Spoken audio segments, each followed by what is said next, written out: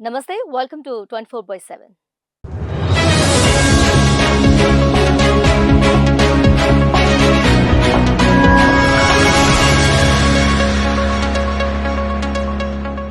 మంత్రివర్గ విస్తరణకు అన్ని ఏర్పాట్లు చేసుకొని గురువారం ముహూర్తం కూడా పెట్టుకున్న పీసీసీ అధినేత సీఎం రేవంత్ రెడ్డికి కాంగ్రెస్ అధిష్టానం షాక్ ఇచ్చింది. మంత్రివర్గ విస్తరణ, పీసీసీకి కొత్త అధ్యక్షుడిగా ఎంపికపై ఏకాభిప్రాయం కుదరకపోవడంతో ఈ రెండు ప్రక్రియలను తాత్కాలికంగా వాయిదా వేస్తున్నట్టు పార్టీ పెద్దలు ప్రకటించారు. వీటిపై పునఃసమీక్షిద్దామని రేవంత్ రెడ్డి పట్టుబడినప్పటికీ అవకాశం ఇవ్వకుండా తొందరముంది అంటూ పార్టీ అధ్యక్షుడు మల్లికార్జున్ ఖర్గే కర్ణాటకకు, కేసీ వేణుగోపాల్ కేరళకు వెళ్లిపోయారు. దీంతో సీఎం రేవంత్ రెడ్డి నిరాశతో హైదరాబాద్కు తిరుగు ప్రయాణం అయినట్టు సమాచారం. మంత్రివర్గ విస్తరణలో సీఎం రేవంత్ రెడ్డి ప్రతిపాదించిన పేర్లపై మంత్రులు, సీనియర్ నేతలు వ్యక్తపరిచిన అభ్యంతరాలతో పార్టీ పెద్దలు పూర్తిగా ఏకీభవించడమే వాయిదాకు కారణమని చెబుతున్నారు. మంత్రివర్గంలో ఆదిలాబాద్, నిజామాబాద్, రంగారెడ్డి, హైదరాబాద్కు ప్రాతినిధ్యం కల్పించలేదు.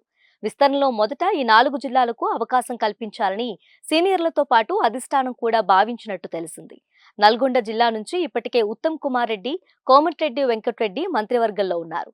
అయినప్పటికీ ఇదే జిల్లా నుంచి కోమటిరెడ్డి రాజగోపాల్ రెడ్డి పేరును ప్రతిపాదించడాన్ని ఉత్తమ్ కుమార్ రెడ్డి వ్యతిరేకించినట్టు తెలిసింది. కోమటిరెడ్డి కుటుంబానికే 2 మంత్రి పదవులు ఇచ్చే పక్షంలో తన భార్య పద్మావతికి కూడా ఇవ్వాలని పట్టుబట్టినట్టు తెలిసింది.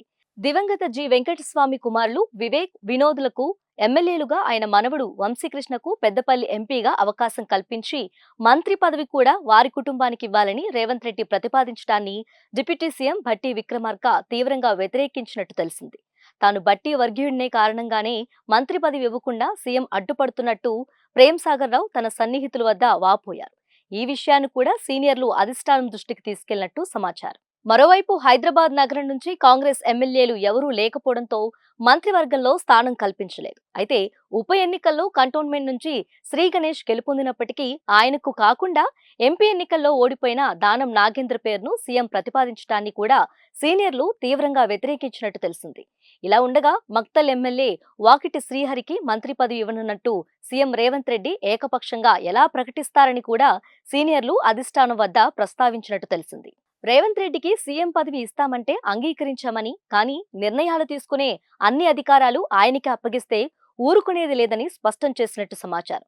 దీనికి తోడు మంత్రివర్గ విస్తరణతో పాటు మంత్రుల శాఖలు కూడా మారనున్నాయని మంత్రి దామోదర్ రాజనరసింహ బాంబు పేల్చారు.